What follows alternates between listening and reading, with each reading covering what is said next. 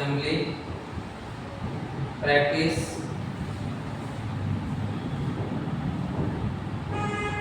आज का टॉपिक है इंटीग्रेटेड असेंबली प्रैक्टिस। इसमें हम असेंबली में प्रयोग किए जाने वाले सभी कंपोनेंटों के प्रैक्टिकल रूप से जानकारी लेते हैं। प्रैक्टिकल रूप से कार्य करना ही इंटीग्रेटेड असेंबली प्रैक्टिस कहलाता है। इसमें हम पूरी इलेक्ट्रॉनिक असेंबली में शुरू से अंत तक प्रैक्टिकली रूप से हम इसमें अध्ययन करते हैं या जानते हैं, समझते हैं या कार्य करते हैं। इसमें शामिल क्या क्या हो सकते हैं, तो कंपोनेंट की पहचान एवं प्लेसमेंट, कंपोनेंट की पहचान एवं प्लेसमेंट,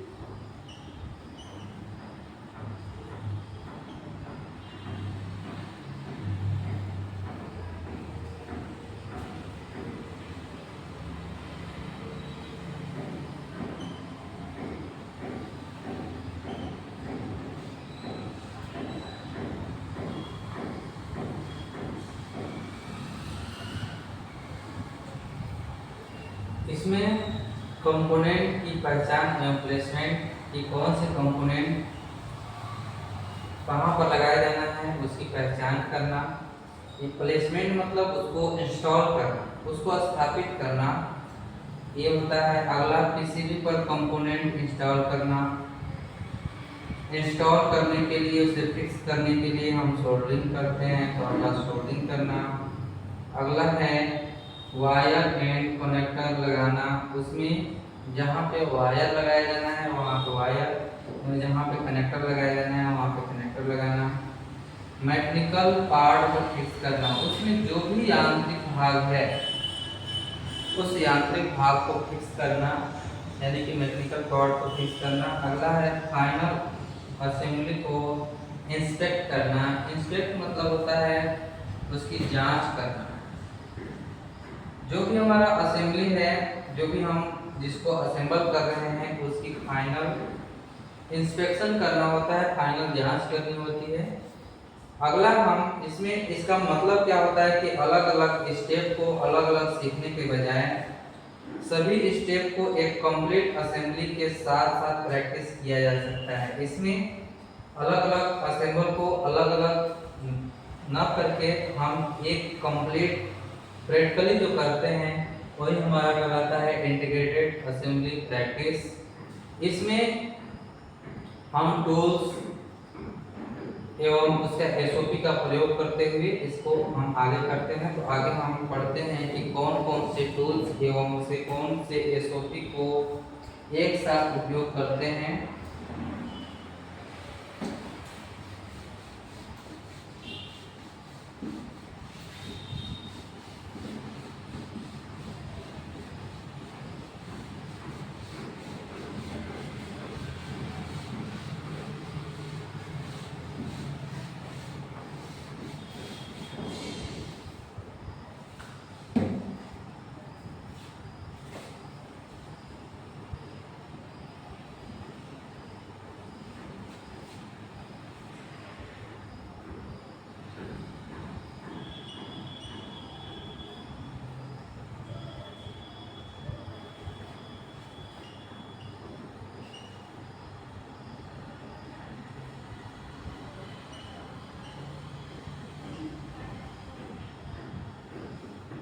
टूल्स फीचर और एसओपी का एक साथ उपयोग।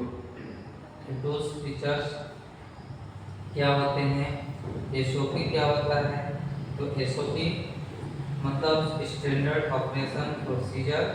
इसके अनुसार जैसे सोल्डरिंग आयरन हो गया, स्क्रू ड्राइवर हो गया, वायर कटर हो गया, प्लायर हो गया, इसको हम सही टूल्स फीचर एवं स्टैंडर्ड ऑपरेशन प्रोसीजर के साथ साथ हम उपयोग करते हैं। इसी को टूल्स फीचर एवं एसओपी कहा जाता है। फीचर्स क्या क्या होने चाहिए, क्या फीचर्स होते हैं इसके।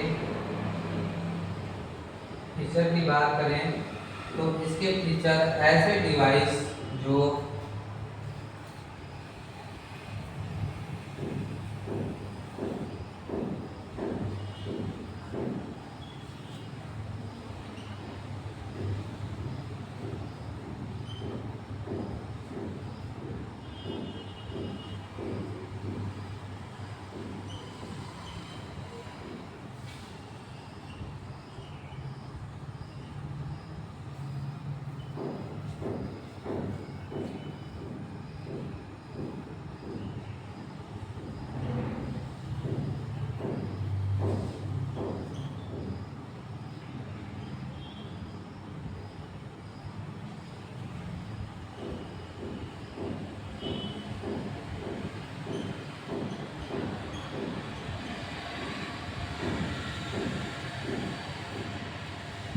फीचर्स क्या है, ऐसे डिवाइस या होल्डर जो कंपोनेंट या पीसीबी को असेंबली के दौरान सही पोजीशन में पकड़ करके रखते हैं, इसी को हम फीचर्स बोलते हैं। इसके आगे हम जैसे असेंबली में उपयोग होने वाले जो स्टैंडर्ड हैं या अप्रूव्ड स्टेप बाय स्टेप हैं उसे हम फॉलो करते हैं। अगला है असेंबली के दौरान सेफ्टी प्रिकॉशंस, मतलब जो सुरक्षा सावधानियां होती हैं कि असेंबली के दौरान हमें कौन से सुरक्षा एवं सावधानियों का ध्यान रखना आवश्यक होता है। तो आगे हम पढ़ेंगे असेंबली के दौरान सेफ्टी प्रिकॉशंस की रिव्यू।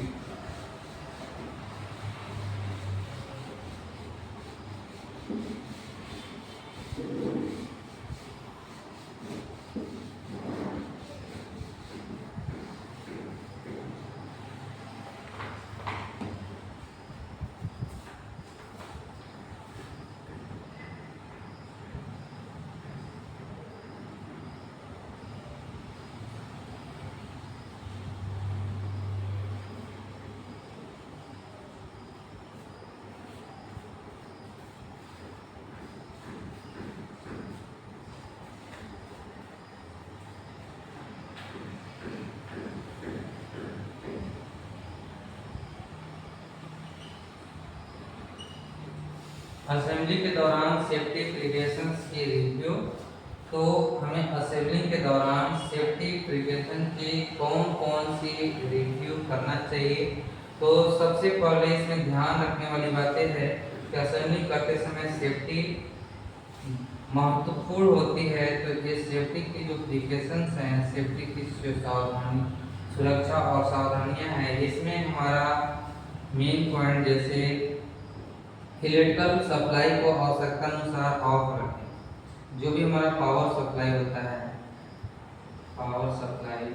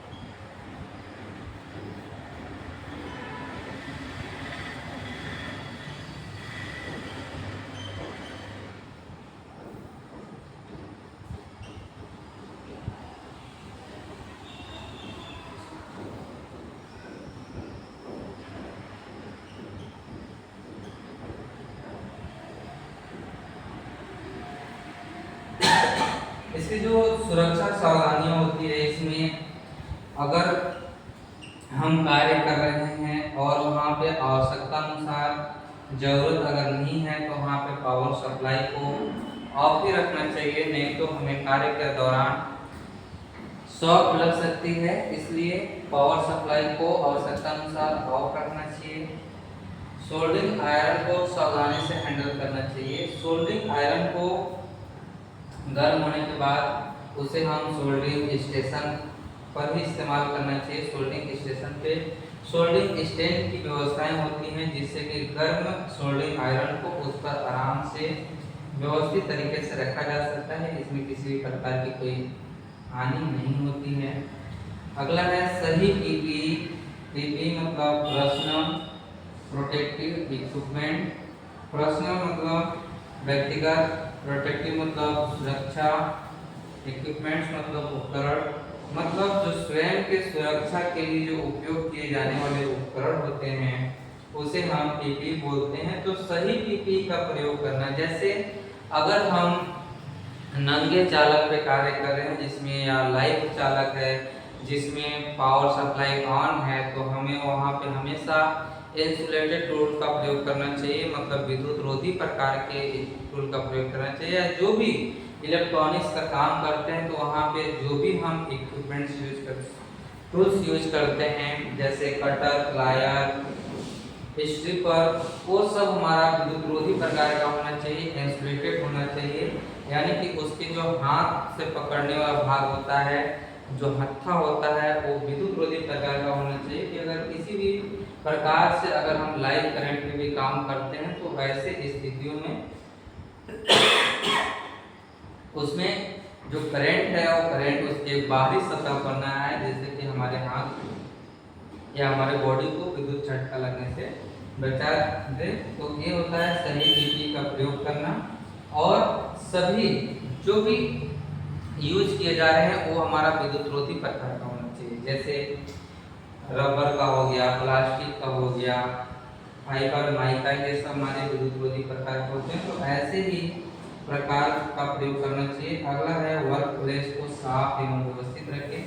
हम जिस भी स्थान पे कार्य कर रहे होते हैं तो कार्य के दौरान जो भी स्थान है उस जगह पे हमें साफ सुथरा रखना चाहिए। इसके लिए हमें 5S प्रणाली प्रयोग में लाते हैं।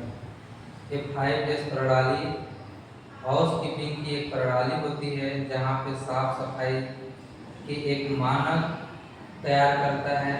तो यह 5S क्या है? तो 5S एक जैपनीज सिस्टम है जो कि वर्क प्लेस पर कार्य की गुणवत्ता एवं उसकी विश्वसनीयता को बनाए रखने के लिए वहाँ पे 5S को फॉलो करना आवश्यक होता है।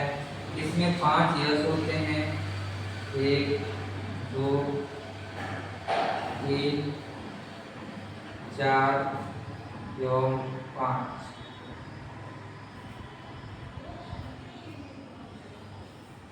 तो इसमें हर एक एस का मतलब होता है, जैसे पहले एस का मतलब होता है शॉर्ट, दूसरे एस का मतलब होता है सेट इन ऑर्डर, तीसरे एस का मतलब होता है साइन, चौथे एस का मतलब होता है स्टैंडर्डाइज,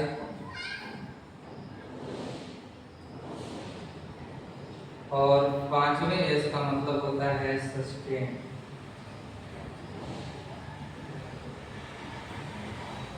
तो कार्यस्थल पर वर्क प्लेस पे हमें हाउस कीपिंग के लिए, उसकी साफ सफाई के लिए हम ये 5S रूल को फॉलो करते हैं।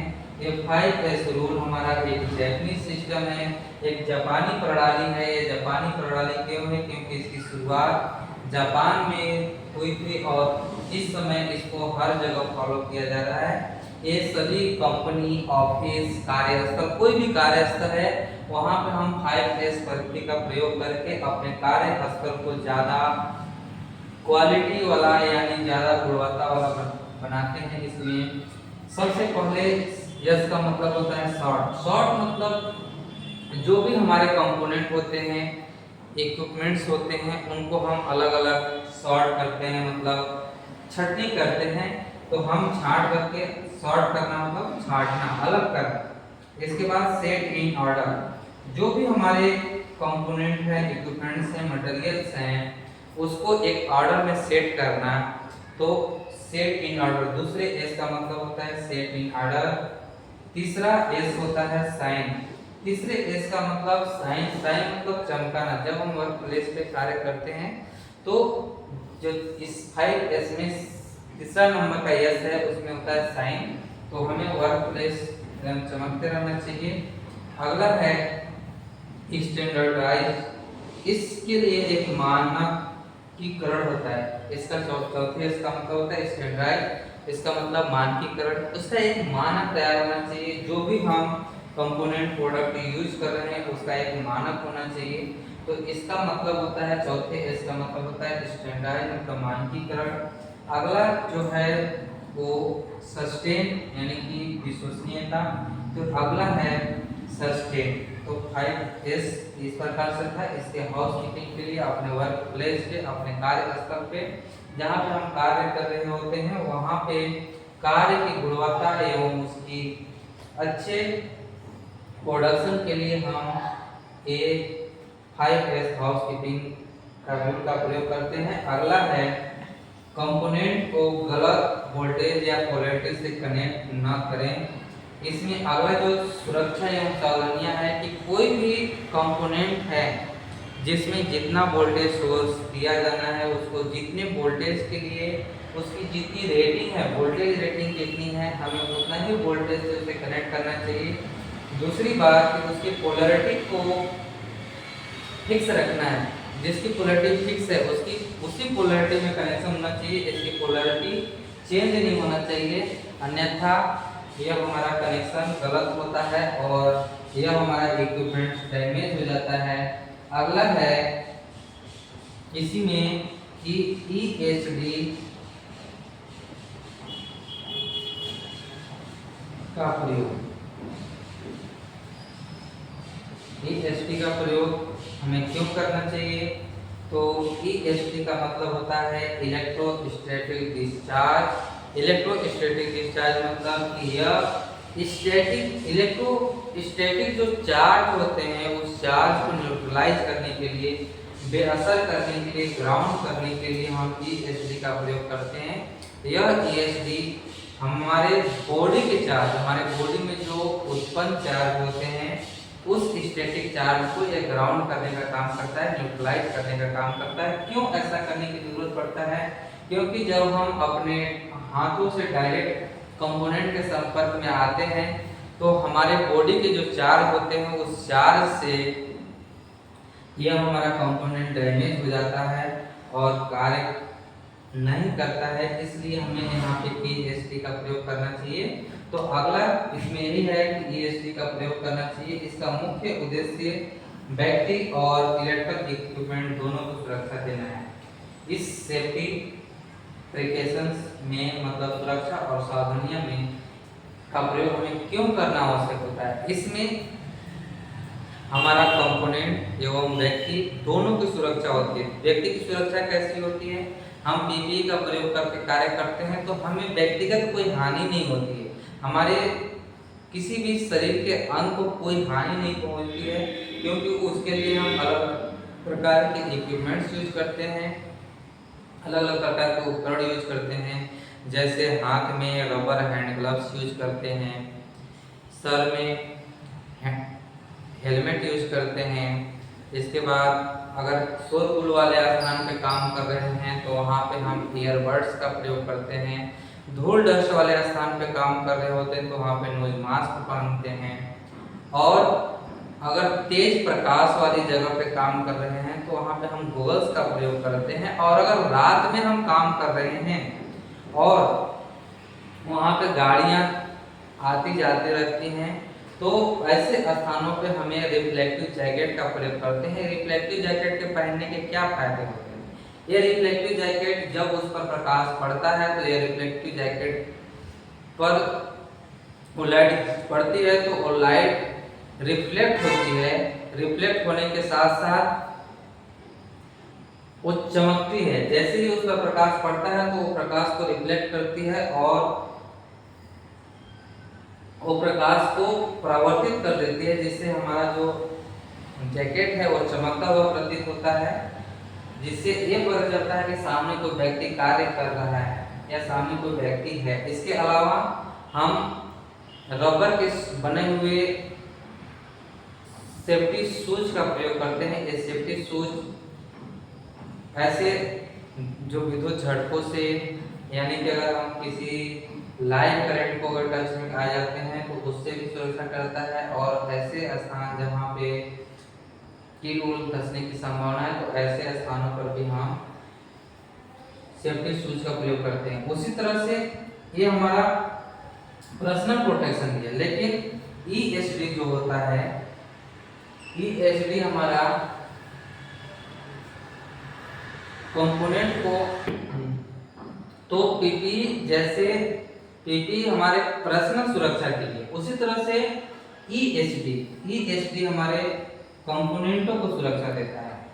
यह कंपोनेंटों को सुरक्षा कैसे देता है, तो अभी बताया कि यह जो बॉडी के चार्ज होते हैं, स्टैटिक चार्ज होते हैं, उसको न्यूट्रलाइज करता है। जैसे न्यूट्रलाइज कैसे करेगा, तो अभी हम EHD के बारे में बताएंगे कि ये प्रोटेक्शन कैसे देता है, कैसे न्यूट्रलाइज करता है।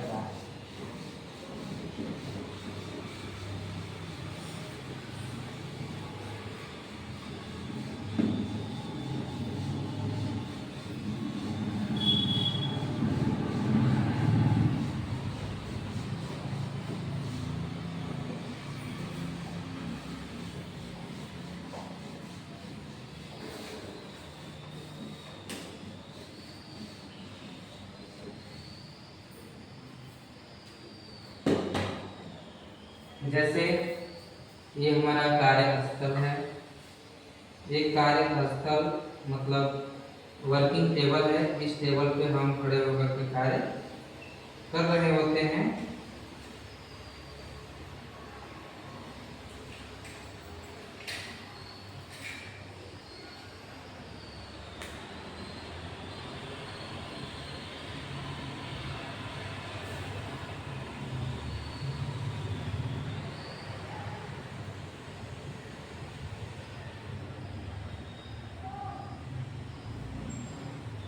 तो हमें यहाँ पर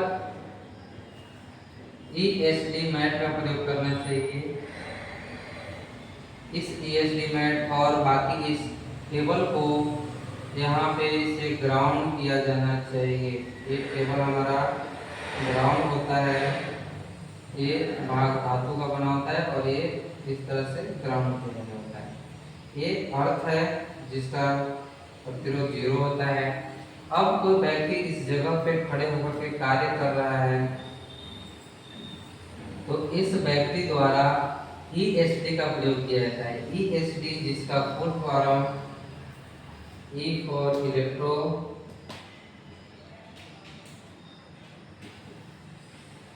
स्टैटिक डिस्चार्ज। जैसे व्यक्ति इस जगह पे कार्य कर रहा है तो ये अपने हाथ में रिस्ट बैंड बांधता है और इस रिस्ट बैंड को इस धातु वाले पार्ट से जोड़ देता है। वो फ्लेक्सिबल होता है रिस्ट बैंड कि हाथ आसानी से अगर हम इधर ले जा सकते हैं, इधर ले जा सकते हैं, मतलब अपने हाथ को मूव कर सकते हैं। उसमें इस तरह से फ्लेक्सिबल होता है कि जिधर हाथ गया तो उधर उसकी लंबाई बढ़ती जाएगी, तो आसानी से उसको कनेक्ट कर सकते हैं। तो उसे अपने हाथ में कलाई में बैंड बांध करके उसको हम इसमें कनेक्ट कर देते हैं, इसके धातु भाग से। और धातु भाग किससे कनेक्ट होता है, अर्थ से कनेक्ट होता है। तो जब हम अपने हाथों से कार्य करते हैं तो इस EHD मेट पर रख करके हम कंपोनेंट पर कार्य करते हैं, ताकि अगर कोई डायरेक्ट अगर हम EHD मेट पे अगर कंपोनेंट रखेंगे तो अगर कोई चार्ज है तो वो चार्ज इसके थ्रू होता हुआ ग्राउंड चला जाएगा। और हमारे हाथ में कोई चार्ज है तो वो चार्ज हम इस यहाँ पे जो कंपोनेंट रखे हैं ये कंपोनेंट्स को नुकसान न पहुंचा करके ये कंपोनेंट्स को नुकसान न पहुंचा करके ये डायरेक्ट यहाँ से होता हुआ अर्थ में चला जाता है और यहाँ पे उस चार्ज को न्यूट्रलाइज कर देता है, चार्ज को न्यूट्रलाइज कर देता है, न्यूट्रलाइज कर देता है। तो ये उसका कार्य भाग है, मतलब इस टेबल पे अगर कार्य कर रहा है तो अगर यहाँ पे खड़ा जो है व्यक्ति ये अपने पैरों में ESD स्लीपर पहनेगा, ESD स्लीपर पहनेगा, अगर उसके पैर वाले भाग पर कोई इलेक्ट्रोस्टैटिक चार्ज है तो वो यहीं से ग्राउंड हो जाएगा, क्योंकि जमीन पर खड़ा होकर कार्य करेगा तो यहाँ से कार्य ये हो जाए। इसके बाद वो अपने सर पे ESD कैप पहनता है, ESD कैप पहनता है, अपने पूरे बॉडी पे ESD एप्रॉन पहनता है, ESD एप्रॉन पहनता है। तो ESD slipper, ESD apron, ESD mat, ESD cap, ये हम या रिस्ट बैंड ये जो पहना हुआ है ये हमारा है रिस्ट बैंड, रिस्ट बैंड, ये सभी हमारे किसको सुरक्षा प्रदान कर रहे हैं? तो कंपोनेंट्स की सुरक्षा प्रदान कर रहे हैं। ये डायरेक्ट सभी कंपोनेंट्स की सुरक्षा प्रदान करते हैं, इससे व्यक्तिगत सुरक्षा नहीं मिलती है। तो व्यक्तिगत सुरक्षा के लिए PPE का प्रयोग करते हैं एवं कंपोनेंटों की सुरक्षा के लिए हम ESD का प्रयोग करते हैं। दोनों ही हमारे सुरक्षा एवं सावधानियां में ही आती है। अगला हम पढ़ेंगे टेस्टिंग फेज के लिए प्रैक्टिकल रेडीनेस। टेस्टिंग फेज, ये टेस्टिंग फेज क्या होते हैं?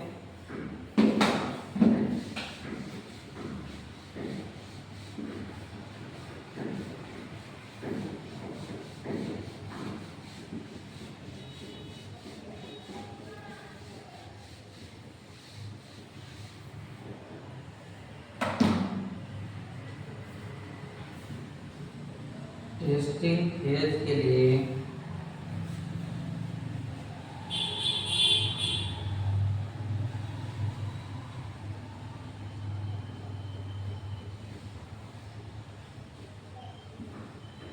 प्रैक्टिकल रेडीनेस,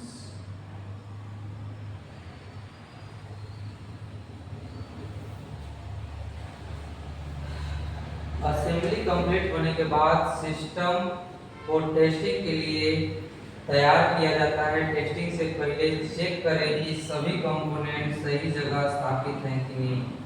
तो टेस्टिंग के लिए रेडीनेस किया जाता है, मतलब जो प्रैक्टिकल रेडीनेस होता है कि टेस्टिंग फेज के लिए जो हम ये रेडी करते हैं प्रैक्टिकल को, तो इसमें सबसे पहले हम ये फिक्स कर लें कि हमारे सभी कंपोनेंट सही जगह, सभी कंपोनेंट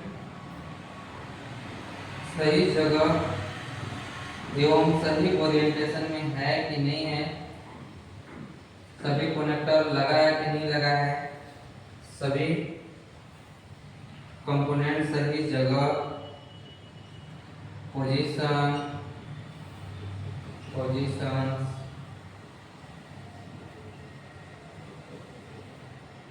ओरिएंटेशन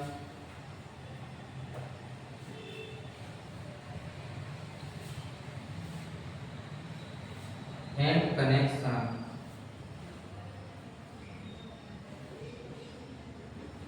कनेक्शन सही है या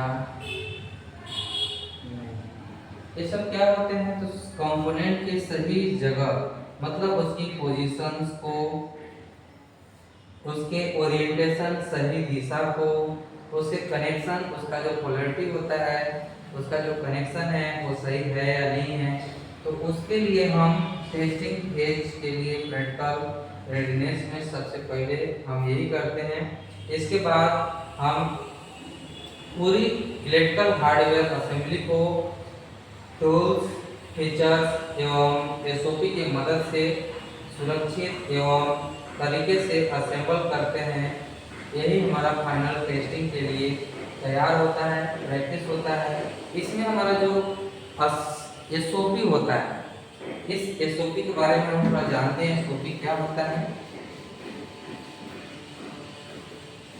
वर्क